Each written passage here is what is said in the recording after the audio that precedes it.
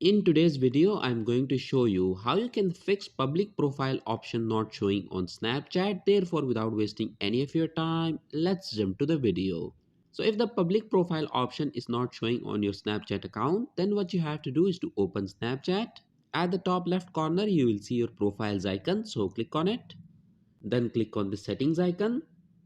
Scroll down and below this privacy control option, click on contact me and set it to everyone.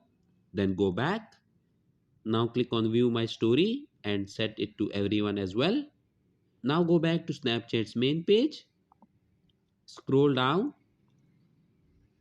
and in front of Spotlight and Snap Map you will see options. So click on it.